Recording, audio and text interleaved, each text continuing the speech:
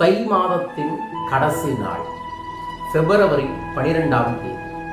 ஒவ்வொரு தமிழ் மாதமும் முடியக்கூடிய கடைசி நாளன்று மாலை 6 மணியிலிருந்து 9 மணிக்குள்ள யார் ஒருவர் தனது ஆறா உடலை, அதாவது இது பூத உடல், நம்மளை சுத்தி இருக்கக்கூடிய ஒளி உடலை தூய்மைப்படுத்துகிறார்களோ, ஹீல் செய்கிறார்களோ, அவங்க வாழ்க்கையில் இருக்கக்கூடிய காரிய தடைகள், செல்வ தடைகள், எதிர்மறைகள், திஷ்டி தோஷங்கள் அத்தனையும் காணாமல் போகும். இதை தொடர்ந்து நம்மளோட யூடியூப் மூலமாக உலக தமிழர்களுக்காக பதிவு செஞ்சுக்கிட்டு வரும் பிப்ரவரி 12ஆம் தேதி நீங்க செய்யக்கூடிய ஒரு சின்ன நிகழ்வு மாசி மாதம் முழுவதும் உங்களை எல்லா விதங்களிலுமே செல்வ செழிப்பான, அபரீதமான, ஆனந்தமான வாழ்வில் தன்மையை உருவாக்கி எவ்வாறு இந்த வழிபாட்டை செய்யலாம், வாருங்கள் முழுதாக உங்களுக்காக விளக்குகிறேன்.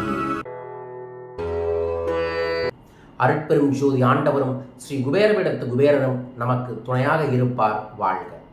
வரும் பிப்ரவரி 12 திங்கட்கிழமை மாலை வீட்டுக்கு வந்து ஒரு கையளவு கல்லுப்பு முதல்ல எடுத்து அதில் கொஞ்சோண்டு வரமுளகா, அதற்கப்புறம் கொஞ்சோண்டு உங்கள் வீட்டில் இருக்கக்கூடிய சீமார கார்னரில் கட் பண்ணி அதையும் வச்சுட்டு அதைய உங்கள் வீட்டில் இருக்கக்கூடிய எல்லாத்தையும் உட்கார வச்சு வலதுபுறமாக 8 முறை, இடதுபுறமாக 8 முறை சுத்தணும். சுத்தம் போது குலதெய்வ மந்திரத்தை சொல்லணும். சொன்னதுக்கப்புறம் அதை கொண்டு போய் வீட்டு வாசல்ல நெருப்புல போட்டு எரிச்சிருங்க.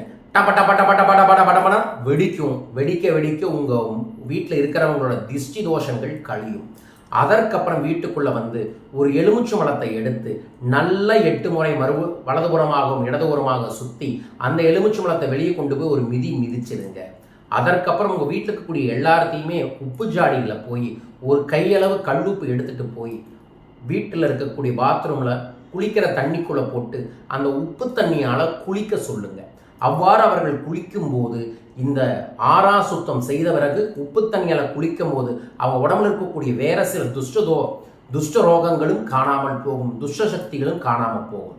அதற்கப்புறம் வீட்டில் ஒரு தீபத்தை ஏற்றி குங்குளிய சாம்பிராணிய அல்லது பஞ்சகவிய விளக்கை ஏற்றி வீடு முழுவதும் நல்லா புகை மண்டலமாக உருவாக்கி நெற்றி முழுவதும் திருநீரை பூசி ஓம் ரிங் நசி நசி, ஓம் ரிங் நசி நசி என்று இந்த தை மாதம் முழுவதும் உங்களுக்கு ஏற்பட்ட கெட்ட நிகழ்வுகள், எதிர்மறை நிகழ்வுகள், கஷ்டமான நிகழ்வுகள், துக்கமான நிகழ்வுகள், பிரச்சனைகள், கடன்கள், தொல்லைகள், சிக்கல்கள், குழப்பங்கள், பயங்கள் எதுவாக இருந்தாலும் சரி இந்த தை மாதத்தில் நடந்ததெல்லாம் நினச்சிக்கிட்டு ஓம் ரிங் நசி நசி என்று சொல்லுங்கள்.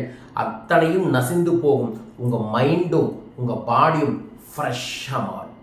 அவ்வாறு ஃப்ரெஷ்ஷாக மாறின பிறகு கந்த குரு கவசத்தை முழுமையாக ஒரு முறை படியுங்க. உங்கள் மன ரீதியாகவும் உங்கள் உடல் ரீதியாகவும் அபரீதமான நம்பிக்கை கிடைக்கும். அவ்வாறு பண்ணிட்டு இரவு எளிய உணவை சாப்பிட்டுட்டு உறங்கச் செல்லுங்கள். இவ்வாறு யார் ஒருவர் பிப்ரவரி 12ஆம் தேதி செய்கிறாங்களோ அவங்க வீட்டில் இருக்கக்கூடிய அனைவருக்குமே அற்புதங்கள் ஏற்படும். இது வீட்டில் இருக்கக்கூடிய நபருக்கு.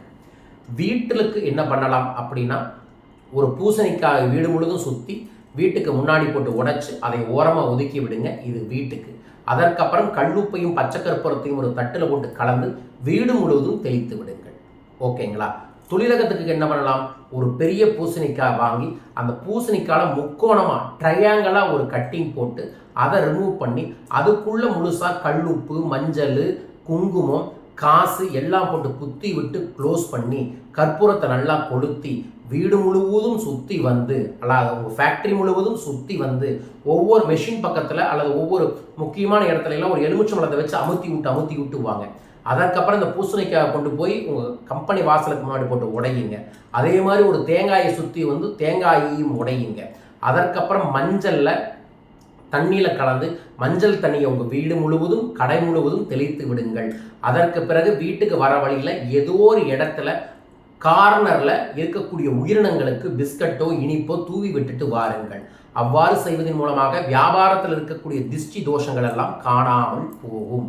இதை மறக்காம நமது அன்பர்களும் நண்பர்களும் வரும் பிப்ரவரி 12ஆம் தேதி பண்ணுங்க.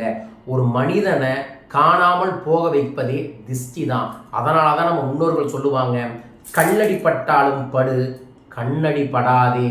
ஏன்னா மற்றவன் கண்ணு உன்னை பொறாமையோட பார்க்கும்போது உனக்கு இருக்கக்கூடிய நெகட்டிவாக மாறும். அவ்வாறு நெகட்டிவ் ஆகும்போது நிறையா பிரச்சனை உங்கள் வாழ்க்கையில் வரும்.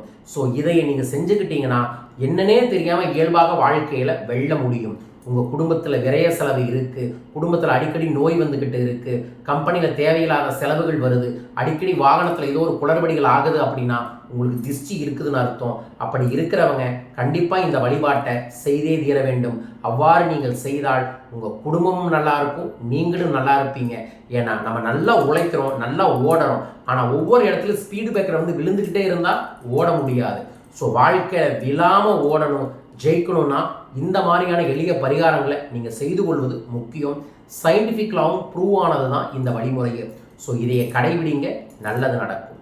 இது இல்லாமல் தனிநபருக்கு திஷ்டியை போக்கக்கூடிய முகவசியத்தை ஏற்படுத்தக்கூடிய முகவசிய ஆயில், திஷ்டி மை, அதுக்கப்புறம் ராஜவசிய தாயத்து போன்ற சூட்சம பொருட்களும் கூட நம்ம தந்துக்கிட்டு இருக்கோம். வியாபாரத்தில் இருக்கிறவங்களுக்கு நான் போட்டிருக்க மாதிரி ஒரு பெரிய காப்பர் பிரேஸ்லெட். இந்த பிரேஸ்லெட்டு காப்பரு வெள்ளியை சேர்ந்து கொடுக்குறோம். இது விநாயகரோட ஆகர்ஷணத்தை பெற்று வியாபாரத்தில் வெல்வதற்கும் வியாபாரம் சார்ந்து வரக்கூடிய திஷ்டி தோஷத்தையும் தடுக்கும். ஸோ தேவைப்பட்டவங்க தொலைபேசியில் தொடர்பு கொண்டு வாங்கி பயன்படுத்திக் கொள்ளுங்கள்.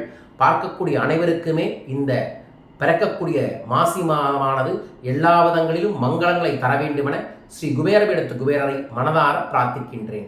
யார் இந்த வழிபாட்டை செய்ய போகிறீங்க மாசி அப்படின்னு கமெண்ட் பாக்ஸில் மென்ஷன் பண்ணிவிட்டு மறக்காம பெல் பட்டன் ப்ரெஸ் பண்ணி சப்ஸ்கிரைப் பண்ணுங்க. மீண்டும் ஒரு அற்புத பதிவில் உங்களை சந்திக்கின்றேன். அது வரைக்கும் நல்லதை சிந்தியுங்கள், நல்லது நிச்சயமாய் ஏற்படும். வாழ்க வையகம், வாழ்க பணமுடன். நன்றிகள் கோடி.